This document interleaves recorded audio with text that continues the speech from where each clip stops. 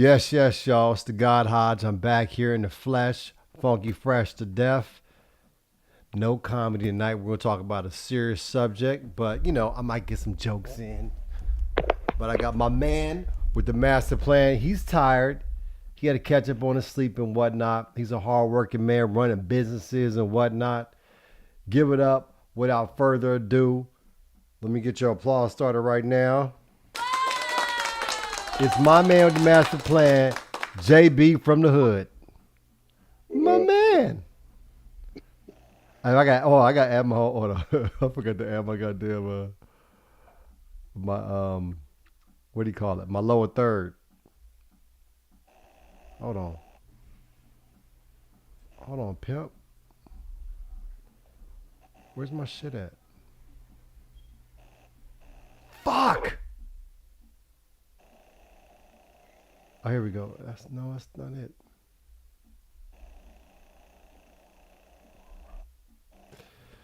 Oh well, won't be no. Wait. Hey man, downloads. Hold on. I'm gonna have to get me a new microphone. You do, man. You got to get step your game up, cuz. I mean, blood. This one a different microphone. What happened? I just don't want to spend the money for it. You want to spend the money for it? Are you live? Yeah, we live now, but I'm trying to get the my lower third. Oh, I wonder if I can do it like this. So you know what? I can do it like this. Hold on. I go back here. I'll take this. I can move it on to this one. Does it let me do that? I'll show it in all scenes. Boom.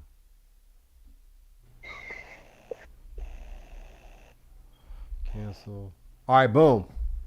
We got. I'm gonna do the other one too. Hold on. I like my shit to be professional. You know what I'm saying? You know what I'm saying, JB? I need my branding everywhere. All right, let me come back. All right.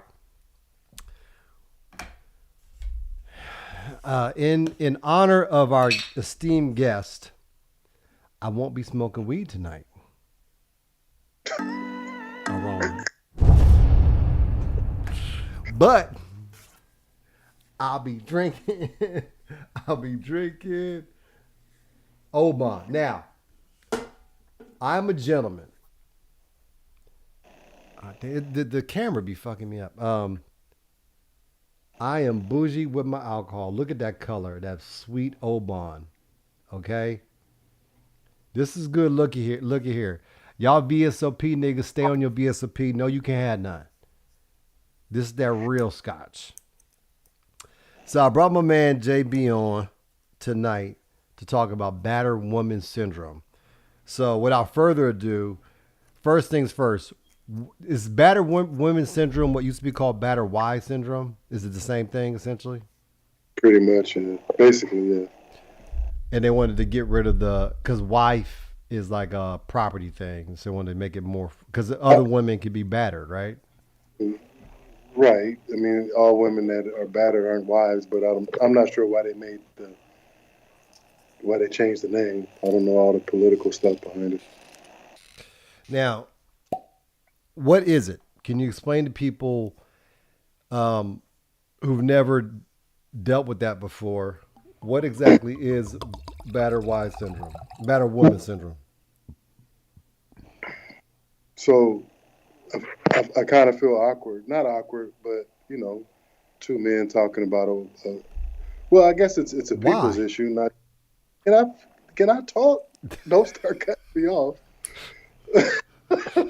I mean, it's a people's issue. It's not just a woman's issue, but I mean, it is what it is. So women who are in domestic violence or battered situations basically get trapped or captured into a relationship where they begin to not only can't get out, but they begin to blame themselves and somehow think that, the abusive situation is their fault. And amongst other reasons, relationship. Okay, you broke up And for. so, Okay, I got you now. I got you. You're back. so what I was saying is that women who get stuck into an abusive relationship, and sometimes they believe it's their fault, they struggle to leave, and really stay stuck mentally and physically within an abusive relationship. Now, is this similar to like Stockholm syndrome? No, no, no. Stock, Stockholm syndrome is, I guess somebody captures you Yeah, and you but become isn't it kind of sympathetic. similar? Doesn't it play on the same kind of parts of the brain or something? I mean, I'm not a psychologist. I don't think so. I think it's a lot deeper than that. It's a lot deeper than that. And so a lot of times, how since we're talking about women get trapped into these abusive relationships, like with a lot of things, it don't start off. Most of the times, it doesn't start off as extreme abuse. It's more subtle, Like controlling. a frog in water, in the boiling Right, water. right. But so it's more like a how would you say it? It starts with some jealousy. It starts with some aggression here, some controlling behavior. So it doesn't, most women don't find themselves they dating a guy and then all of a sudden he's, doing these things to him. So it's a mind thing as well as it's a physical thing. It's a control and a power situation. Right now, does it matter where the relation? Okay, let me ask.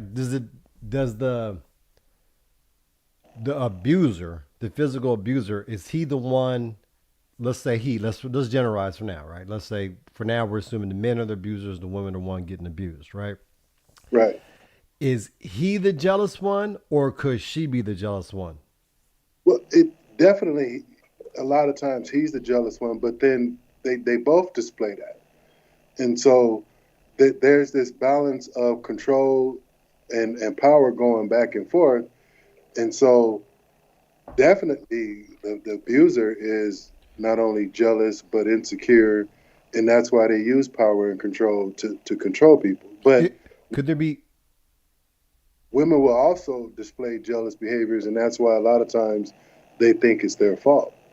Let me ask you this: could it be the reverse? Could the man? Because I'm just trying to understand how you diagnose it. So, what if the man hypothetically is kind of like not tripping off her, right? She's tripping off him, but then when she accuses him of cheating on her, he whoops her ass. Where does that fall into? Is that a thing or is that a different thing? Yeah, I, that's not common. But here's the thing: oftentimes, and this goes with abusive relationships. I'm mad at you for exposing me, so therefore I abuse you for exposing me. Mm. So do you have name? So let's say the guy is obsessed with the woman. He's the traditional stalker, controlling type, beats her.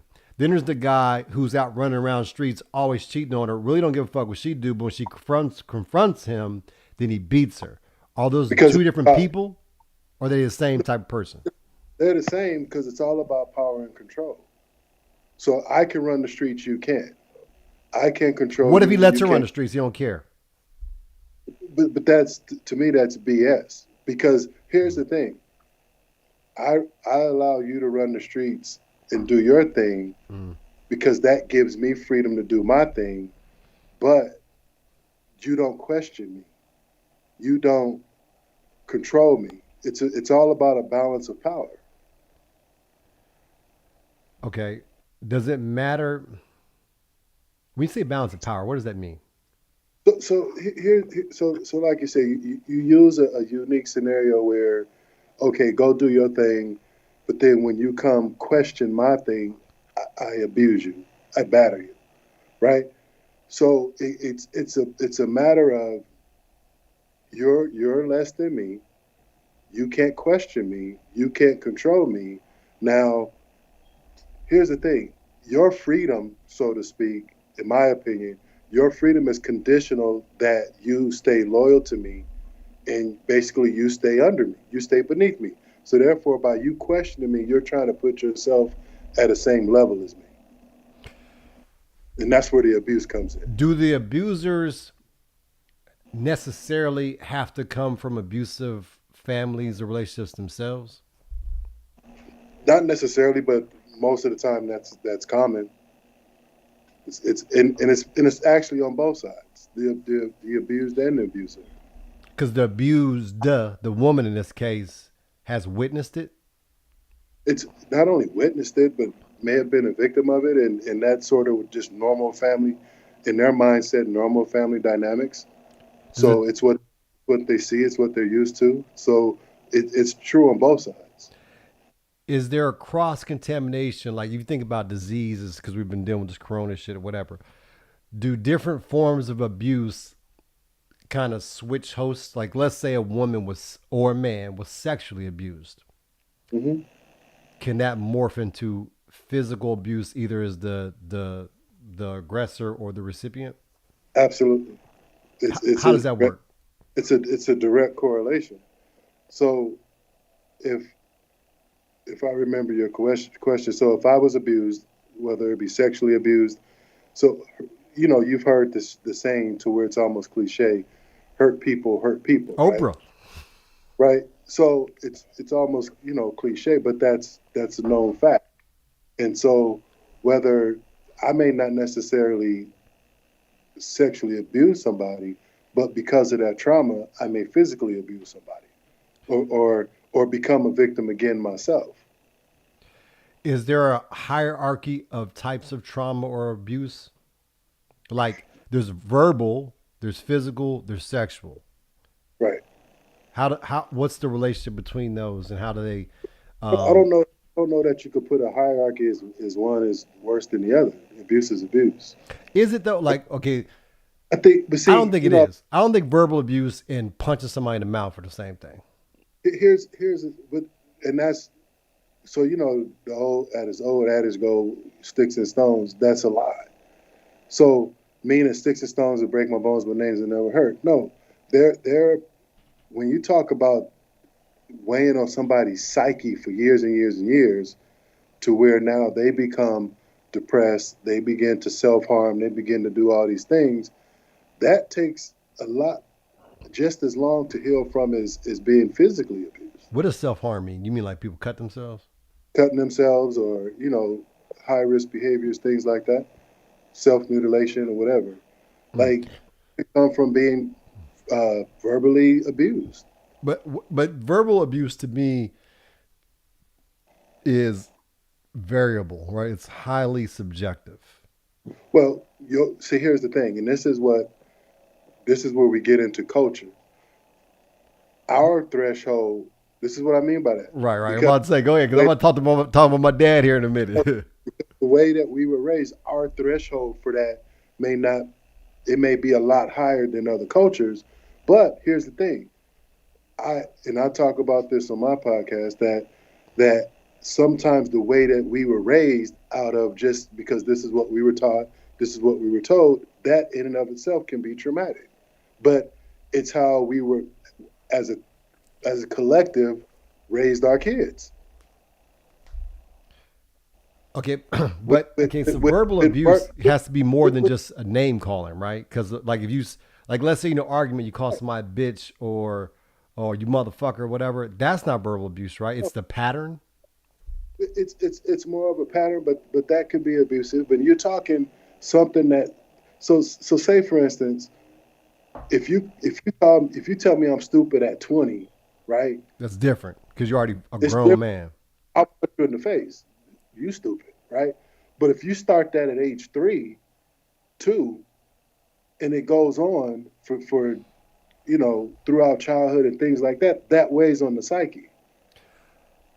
And then you're talking about yelling. You're talking about kids witnessing physical abuse, cursing and yelling and screaming and all those types of things. Those things are considered, even though it may not be happening directly to the kid at that point, that's still considered abuse. All right, okay. I'm real close to my father, right?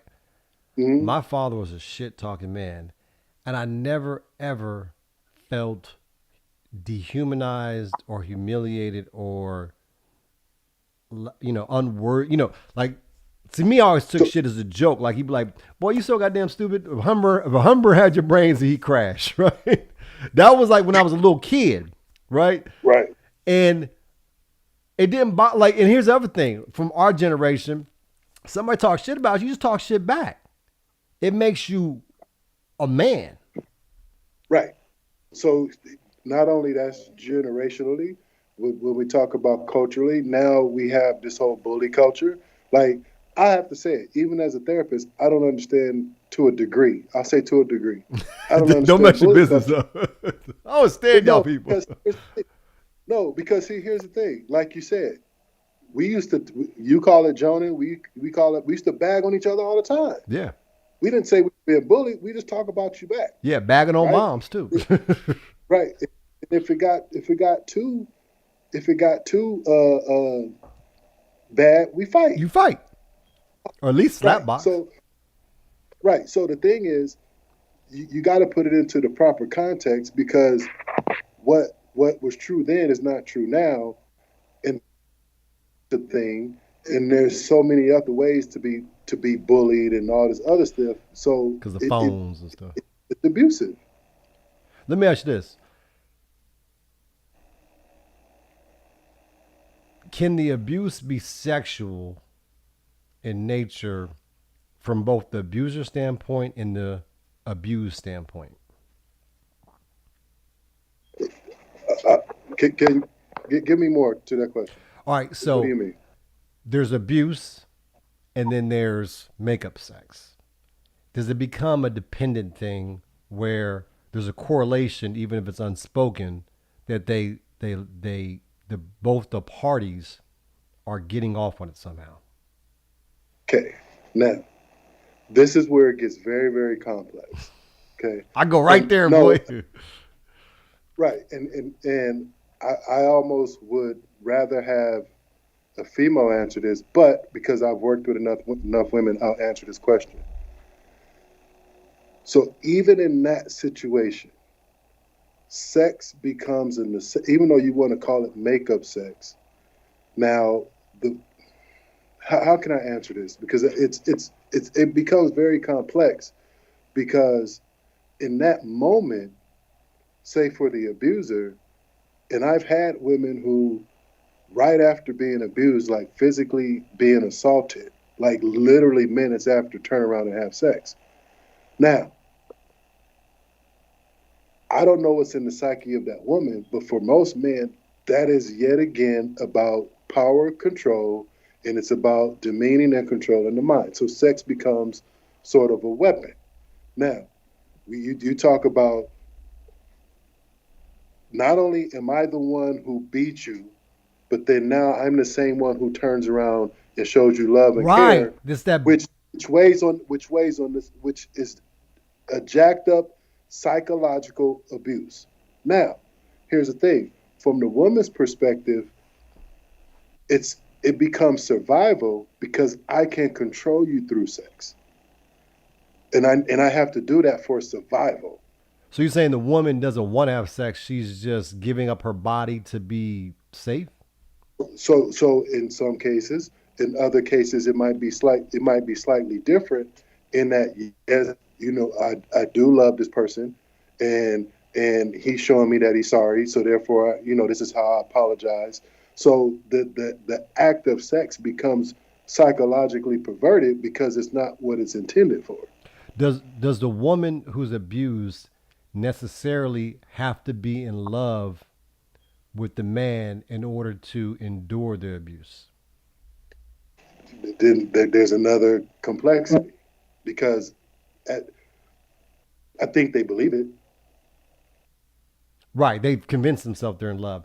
Do they? Right. Is it because they don't know what love is? No, yet again, so this is why this is so complex. They, when we talk about textbook love, they know what love is. But however, based off the experience of being in an abusive relationship, based off of the experience of coming from a dysfunctional family, what you consider love, what they consider love is very different. So therefore, It's it's malformed. They have a malformed. there you go. There you go. So I've back in the day, like I've had women tell me, I don't want to be with a man unless he hits me, because that's their definition of love. If you don't hit me, you don't love me. Women before you're a therapist, or women you knew like as a Oh, child? this is women that I've worked with as a therapist. Mm. But so you're talking about a warped perversion of what they believe love is because of based off of experience. How does the relationship with the father, the woman who's in an abusive relationship, how is a what's a man's role to fortify his daughters so they don't endure that and can recognize abuse early and get out fast? Like what is the what has to happen Women, in a home to ensure at least give your daughters the best chance to not be in that situation? well, for one, assuming the mom is in the home, you have to show mom respect, Let's and say mom's and not in the home. then you show women in general respect. You talk to your daughters and you show them respect, and you show them what a loving relationship should look like. Okay, And what if you don't have? What if you just single as physical, fuck and you just out right, here in the here's the streets, thing. running the streets? Physical aggression should not be a part of the equation. Name calling should not be a part of the equation. Right. So that's what I'm saying. So let's say you're a father, a single father, right? There's Hmm. no women around, out in the streets, but they don't come in the house, right? Hmm. But I don't ever like my dog. Like I never. I'm just getting like I don't yell or curse the girls or hit the girls, right? I don't hit the boys either. I'll jack the boys up, but I'm nicer and sweeter to the girls. Is that it, or do I have to talk to them? Be like, if a nigga touches you, you gotta call. Because I actually did do that after. Well, I I talked to think you my still daughter when I found need out this other woman was abused, and I was like right, crying. I'm like, "Don't you ever let a man with you?" Because I didn't right. know. And I Honestly, I think, didn't know it was that prevalent. right. But the thing is, here's the thing, and this goes back to my how can you put it? My criticism of the media is that we don't think it's prevalent because they've been paying attention to too much bullshit. Yeah, man. You know it's a And trip. and You know it's a and trip. then here's here's the Hold. thing. No, go ahead. You go. You go. You go. And I would say even the Me Too movement has cheapened this experience Because they talk about little because dumb shit like a nigga. He made me watch him beat off, and there, that's not even real shit. there, there you go. After let's face it, after OJ, you couldn't look crazy at a woman Right. because you were going to jail. But Right. now the Me Too have perverted the movement so much that or diluted it. Like you said, you didn't think it was still prevalent. It's absolutely still prevalent. Why why is it like where is the message not penetrating? Like where are the risk factors? Like where are there clusters of women? Is it geographical? Is it Oh, racial? Is it socioeconomic? I think it's I think it happens at all levels for various reasons, and I can't say you can't clump it into, oh, is it just black women, is it just Hispanic women? I think it's a I think it's generational, but I also think it's individual, people's individual experience. And here's the thing: the whole battered woman syndrome is not only a physical threat; it's a mental and psychological threat. So What do you mean? it is What do you mean by that? it's the mentality that keeps them stuck. It's the mentality. The mentality So who? The woman or the man? the woman. Now follow me on this. Here's what I'm saying, and I don't mean that in a degrading way. What I'm saying is, it's real simple. A dude hit you, leave the relationship. Logically, but that's not the case. It becomes so complex that it makes it very difficult and there's so many factors. For one, the love and the emotions are confusing. That's one thing. The two, safety is an issue.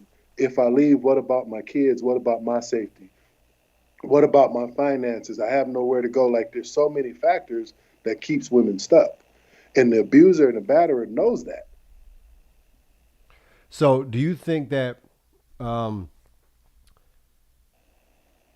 because you just mentioned finances and Maysoon's comment on that. Do you think that having kids in the house is a predictor if you cohabitating, whether you own a house or not, I guess cohabitation children, having more of your lives intertwined makes it harder to leave, and therefore is kind of like the undergirding or sets the stage for abuse.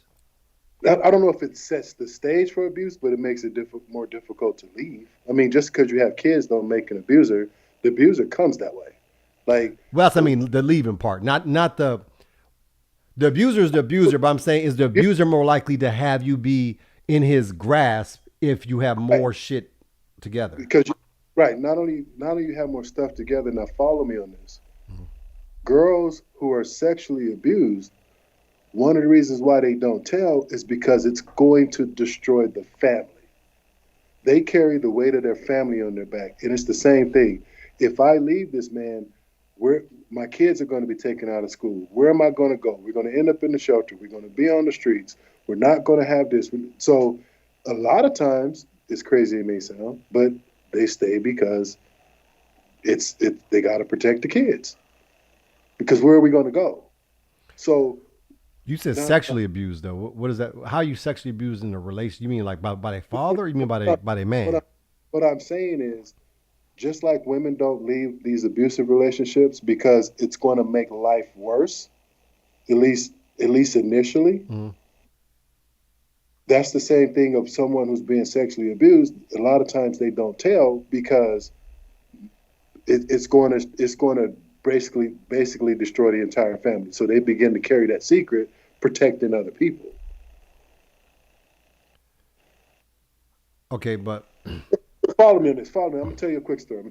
all right, go ahead. I worked with this family for say a year or two. But I was working with the sons. The sons were depressed, blah blah blah.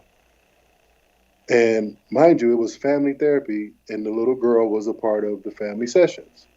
Boom. Well, you said Closed. sons. So it's two boys and a girl. There was two boys. There was two boys. It was actually more than that. But so it was two. It was three girls and two boys. But I was working with the two teenage boys, Got it. right?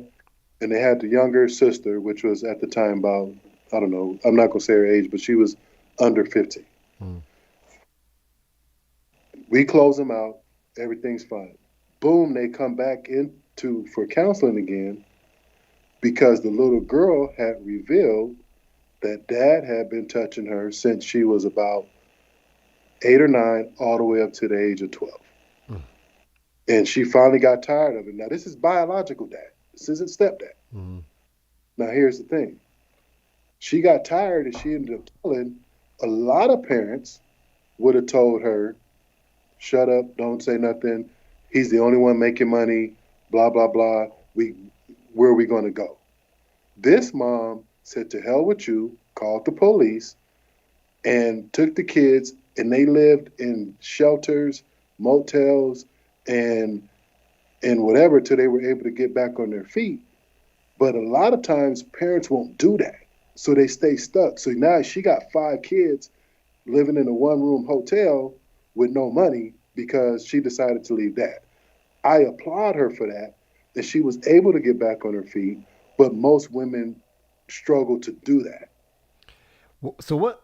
So we, we talk about the system, right? Where do you see the system breaking down? Because I can tell you from my perspective, being new to this and having not really known somebody abused until recently, like I didn't understand how women weren't like just looked after, right? I just imagined that once you say abuse, like the cavalry's coming, you know what I mean? Like everything's gonna be good from this point, but that's That's a not the way part. it works. That's exactly not the way it works, and that's why it's so hard for women to leave because they don't feel supported. And oftentimes, if here's the thing, to the untrained eye, to the untrained ear, why are you staying? Why aren't you leaving? What are you doing? They get ostracized, they get blamed, they made to be feel more shamed and all these things, so people don't say nothing. And this is even in families. Families will tell you, like mama be like, that man got a good job, you better stay. Well, let me Like, let me let me. That's a good segue, but let me shift gears to the people who are in the orbit or support or have relationships with somebody who is abused, right? Friend, whatever, right? What is your role in that? Because I can tell you this. to me, let me just give me a few seconds. I feel like the way I can relate to this, it's a form of addiction. I had lots of alcoholics in my family, right? And the way they think, some they can be smart on everything else, right? But it comes to this thing like, what's the fuck? Are you fucking stupid? Like it doesn't make any sense, right? So Right. sometimes like a motherfucker can be making all types of sense, and then be worried about the abuser or something like that. And you're like, man, like are you touched? Like it's frustrating. Right. Because you don't understand the mentality. I don't. I cannot relate to it. Motherfucker hit Right. me in the face. That's it. We gonna fight. You know what I mean? And that's it. Right. And so what's your question? What's your question? My question is, so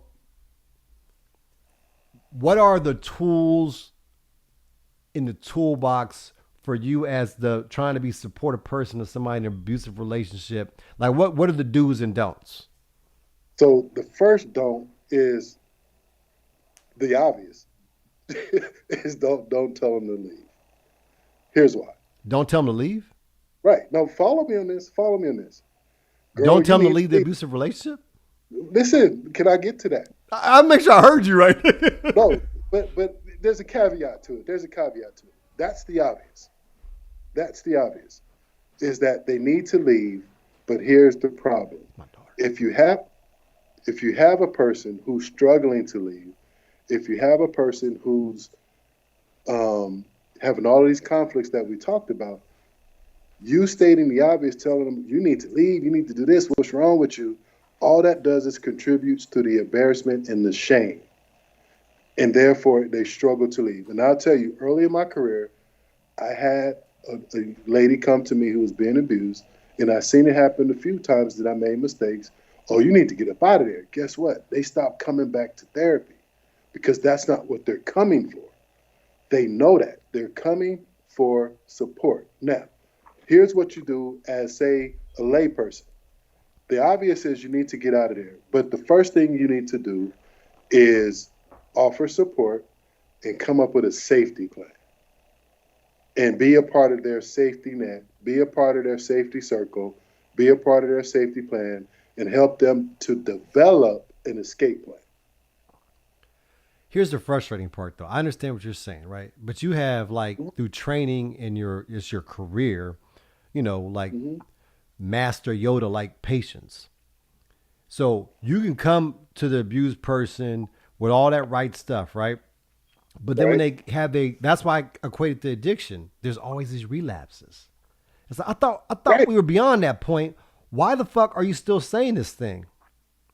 Because it's not that simple. And here's the thing. It's so if you want to use the equivalence to addiction, people have relapses. But here's So the so thing. you might see them go back a few times. But here's the thing, though, and here's the thing where I'm trying to word it the right way.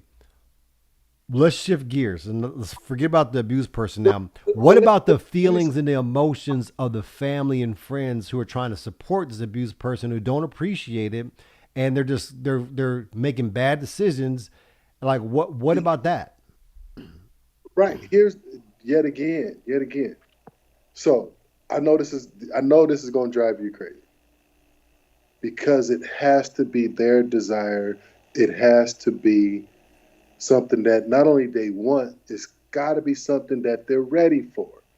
Now, you could say, okay, let's just say there was an incident. She stays at her girlfriend's house for a few nights. Dude gets the texting, dude gets the calling, and then that tug of war of he's sorry, I still love him, he gonna do better, all this, whatever it may be. Then they go back, right? Then the family says, you know what, I'm done with you. The problem is common sense doesn't work in these situations. It just doesn't. So logic just doesn't work in these situations. So what I'm saying as a support, you work on support, you work on safety, you work on an exit plan, and when that person is ready, you be there when they're ready. But that can be manipulated too, though. It can be, You can be the abused person trying to support an abused But person, you're right. You're right. So as the support, you got to set boundaries. which You're are, right. like, for example, What, here's the thing. So when you say set boundaries, it's when you're ready. Let's come up with a safety plan. mhm, But when you're ready, give me a call. But understand that if you go back, I might not be here next time. But I mean, that's one thing you say. That's kind of harsh. But at the same time, you don't want to become crutch. manipulated. You don't want to become a manipulated and an enabler. Right. So you also still got to set boundaries too. The difficult part is I telling a agree, person Shayna. you. What's she saying? I can't see the As a comments. friend, sometimes you have to give tough love and walk away from them. Which is I, I don't disagree with that, but that's also setting a boundary. So you announce it and say, look, this is the line in the sand. You go back or do certain things, then Right. So here's the thing. I'm not going to be out in the streets fighting with you. If you need shelter, I can make sure we got some numbers on deck, whatever it may be. But you offer support. Now follow me on this. I'm following Here's you. here's here's the difficult part. I'm going to re up, though. So one of the things that I try to do as a professional is what we call normalize a person's emotions or normalize a person's thoughts.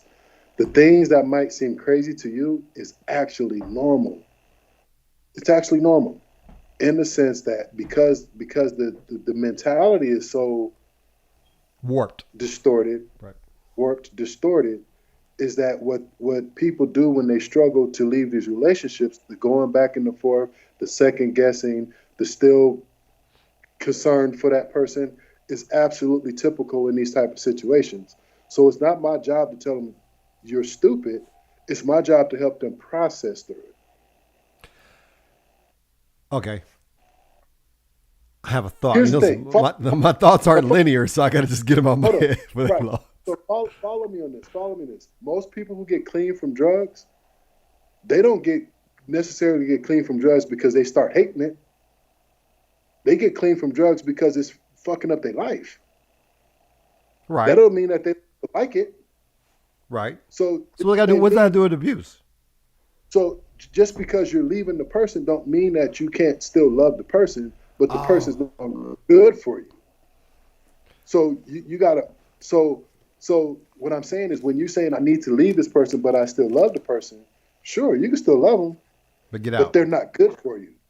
So the quest is to make the person realize they're not good for them, not to question the fact they love them. Right. Because if we get stuck on why do you still love them, we're having the wrong argument. Let me get into a Here's little controversial. Okay, go ahead. the last thing. Okay. Here's the thing. From a professional standpoint, the last thing I want an Oh, nigga, abused you ain't no professional. listen, the last thing I want an abused person is to defending why they love a person. I don't want them talking about that. So if I say why do you love them, they're gonna tell me all the reasons why they love them, which is gonna keep them stuck. Right. So I don't want them talking about that. So you I just want them avoid talking that. not necessarily avoid it. We acknowledge it, but now let's look at the real picture. Now let's look at reality. You can love him, but what does he do to you? Look at the situation that you're in, looking at the reality. So we want them to see the real picture versus defending why they love him, which means that keeps them stuck in that mindset. I got you. I understand that point. Now let me get into a little. Let's ferret out the distinction.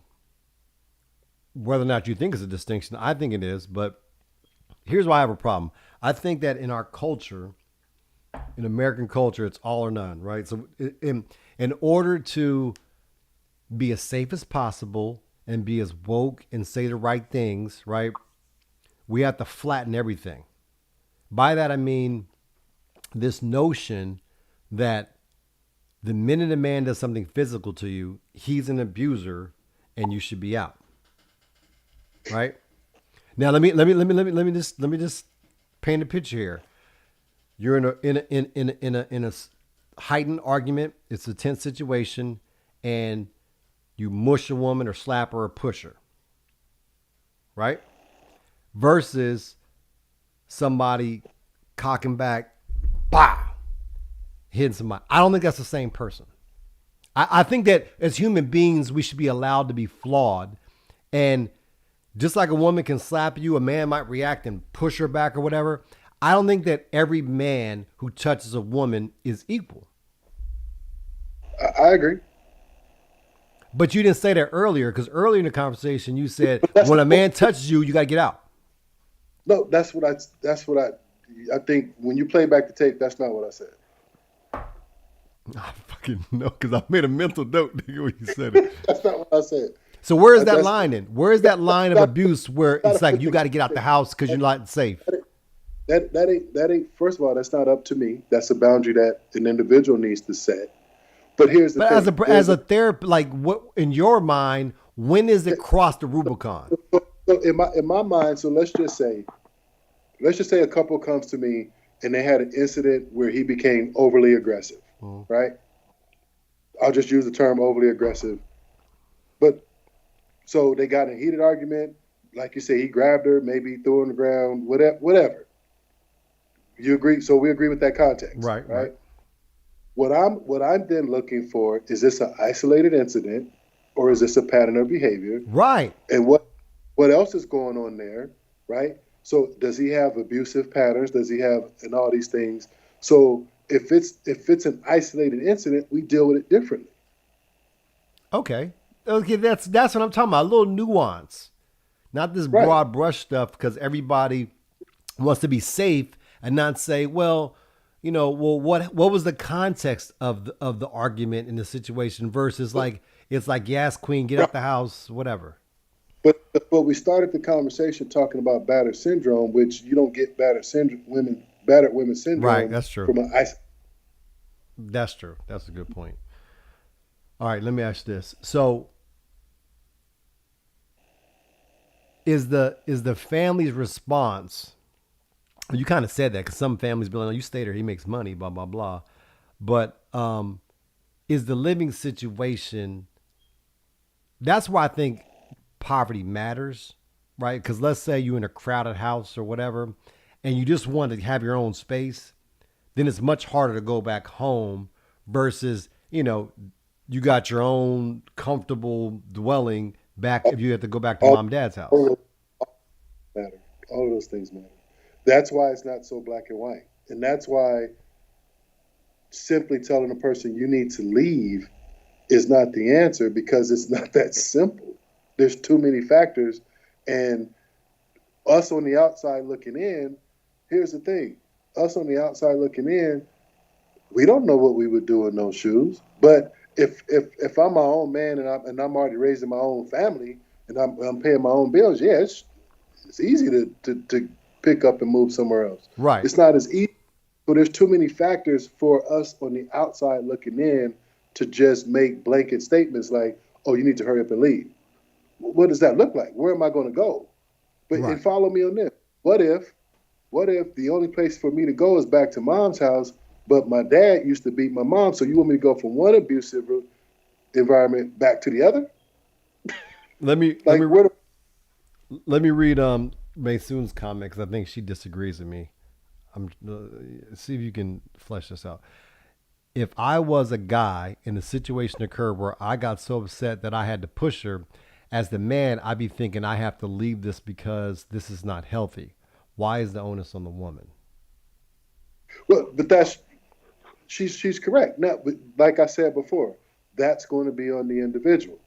So if me as a man, if my woman makes me so angry that I have to get physical, then obviously she has some work she needs to do too. And then I have the choice or have to make the decision to leave the situation as well. But in reference to your question was, does that make an abuser and does that create battered woman syndrome? And the answer is no. But you're right. As the man, if you're going to make me smack you or chick, then you're not good for me. Make me. But you know what I mean. Just for lack of a better. Right. I understand. If you're going to push those limits, then right, it's not just on the woman. The man has to have some responsibility as well.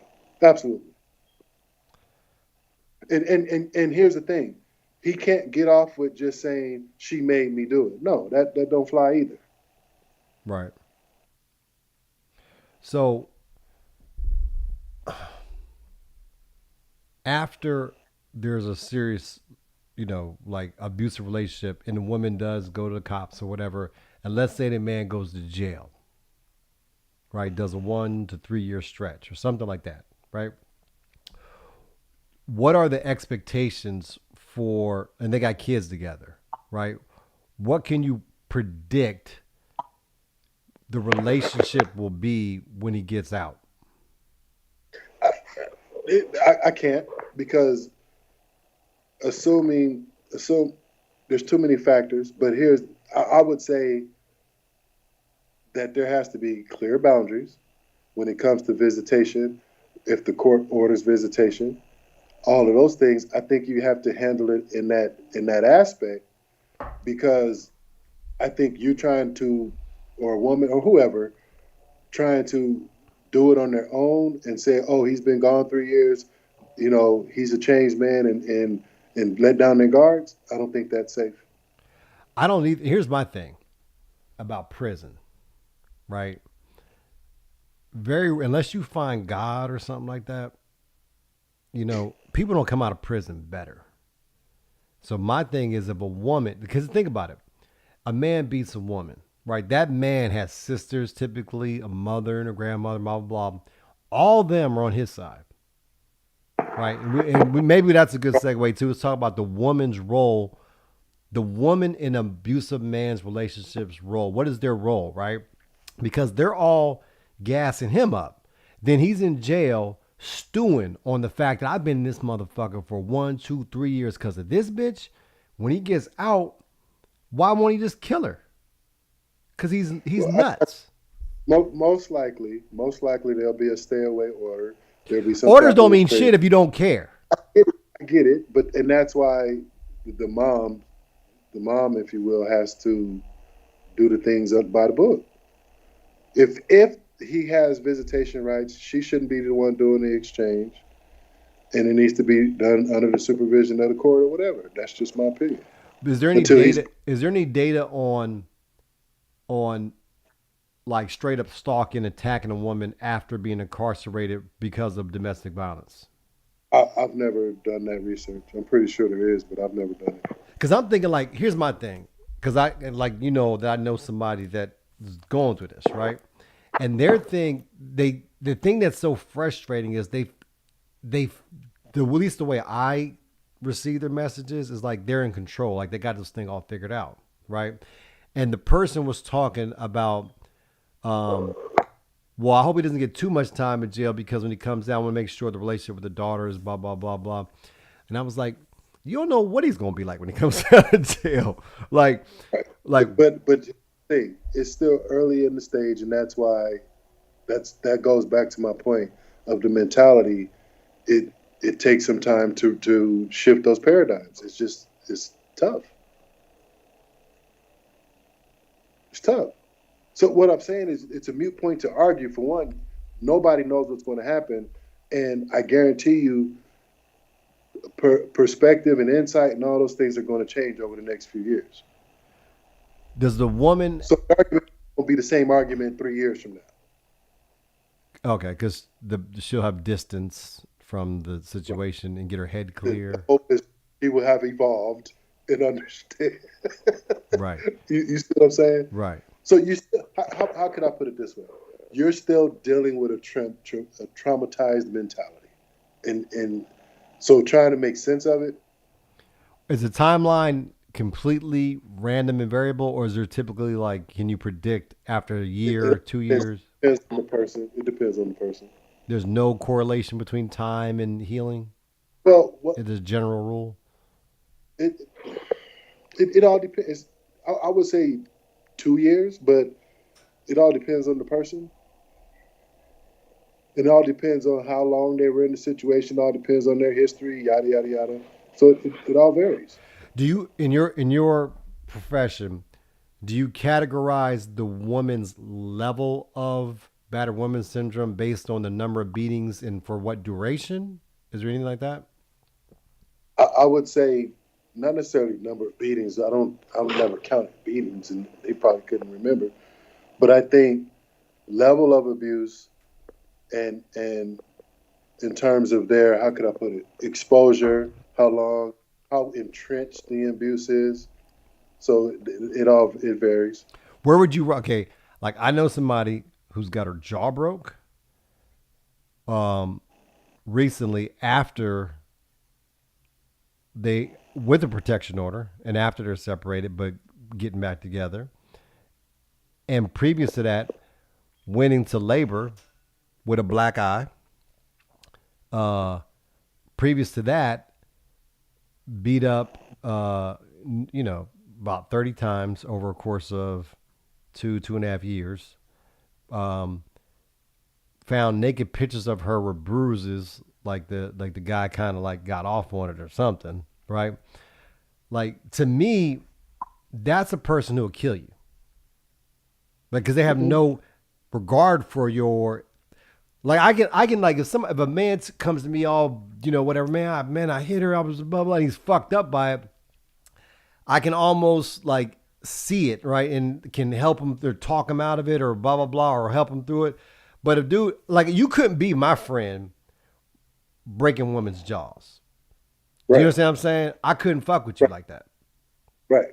But think about his circle who's protecting him and supporting him. Probably his mama. Right. But so here's the thing: when you look at that level of abuse, and for that, even though there's women who's been abused a lot longer than that, there's a lot of variables as to understanding her mentality as to why she stays stuck. It's going to take some long-term therapy to help unravel that. It's just the fact of the matter. The person I know, um, I haven't really figured out exactly who the person is. I think I know it is, but one of the things that she uses, I think, as a kind of like a crutch, or maybe it's actually something that troubles her, or whatever, is that the people in her life and her family or whatever, who are telling her, fuck that nigga, blah blah blah, get up out of there, this and that and third, apparently had their own abuse that they dealt with, worked it Right, out, and now they're in this happy relationship. So she's like, well, who are you to tell me? right. We, What? we, we've already touched on the person's circle, the family. That's what makes this so confusing because they're looking at their family. They were raised in that environment. This, to some people, is normal. It's what you do. What are the risks associated with getting into a relationship with somebody with an abusive past? Either for let's say the abused. So you're a man about to get in a relationship with a woman who came from a seriously abusive relationship. If she hasn't received help for it, I would advise against it. Received help to what end? To deal with her trauma, to deal with her perspective of relationships. And here's the reason why. Now, I do believe that should stay in control of whether they hit. But here's the problem. Based off of people's perception of love and relationships, they will create the chaos that they believe that is love. Mm. I'm from an abusive relationship or an abusive family, but you're kind to me and you're nice to me and you're showing me love, I'll call you a few bitches and a few punks to get that reaction out of you. Hmm. Because that's my perception of what love is supposed to be. So when you say get help, you mean like finish though, like the person needs to be. But that's why I kind of get the addiction parallel as well, because I don't feel like you're ever done. Are you? But that's not true. That's not true. Here's the thing. Sometimes people don't know there's a problem until somebody points it out. But like you said, there's relapses though, right? So you're not fixed But until 2 years from that, now. that, that wasn't the question that you asked me. So you're saying if I got into if I got into a relationship, right, and I found out she has an abusive past and she comes from a super dysfunctional family and all those things, once I start seeing that dysfunction and she's trying to bring it into this, oh no. But if she said, yes, this is what I've come from, but here's how I see things now, and I can see her temperament, okay. But if there hasn't been any progress, she's going to bring, or he's going to bring that chaos into this current relationship. All right. What about, like, real quick before because we're getting near the end, because I want to keep it tight, a tight hour or whatever. Just to, because I'm just curious. Are men ever? Is there a battered men syndrome or no? I would say, yeah. I mean, I haven't, I don't know if there's an official term, but men are abused physically? I don't think there's Men a. are abused. I don't think so. This is I what don't know I. if there's a, I don't know. Follow me on this. I'm not going to say that there's a parallel, but Mm. men are There is can a be parallel. subject to abuse as well. There is a parallel, but it's not physical. A man, to Right. me, a woman who endures abuse is like a man that's a cuckold. Like his wife's out there in the streets embarrassing him, I, and he keep I making don't think excuses. they're It's the same thing, physically, but emotionally and mentally, absolutely. right? That's what I'm saying. Yeah, it's not the physical, but it's like, nigga, she on Instagram clapping her ass. What do you think she doing? You know what I'm saying? But they make excuses for the person. Well, I mean, the consequence ain't the same. Obviously, like she not gonna kill him. Like like what are the signs? Let me end on this. Oh man, I might have a few more. What are the yeah, I signs? gotta go to bed. Okay, one more then. Two more. Give me. This is one. One. What are the signs that your life is in danger? From because you had shift to a male perspective. For one, if he's hitting you, but here, okay, you should ask me this question because there's way more signs that we haven't even gotten into. Oh wait, But well obviously, you want to give me a quick answer, and then we'll end it, and then we're gonna do a part two to this series. We're gonna make this a motherfucking series. obviously, if here's the thing: if a person is extremely jealous, if he's threatening you, if he's isolating you from your friends and your family, if he's controlling your movements, if he's controlling your movements, controlling who you see, who you talk to, all of those things, you got to always feel like you're in danger. Here's the thing: he may not intend to kill you, Right. but he could hit you or do something, and it may kill you. And I'm gonna add one to your list. And it goes back to what I was saying before about, you don't know how this nigga gonna be when he get out of jail, right? I think that when you put the law on a man, whether he goes to jail, has a protection order or whatever, and he's a certain type of individual, he ain't going to jail twice, right? So the risk is hear me out though. You put the police on that man, he go to jail or he got a PO or whatever it is, right? He hits you again. The next time, he might not give you the opportunity to call the police. It's like you in for a penny, you in for a pound. Yeah, true, right? But then you got to add in: is there substance abuse and all this other stuff?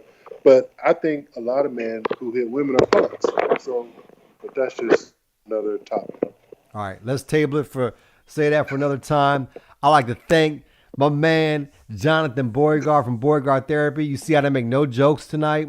I was being serious. I like to thank our viewers, particularly Shayna and Maysoon, for the lovely comments and the female perspective.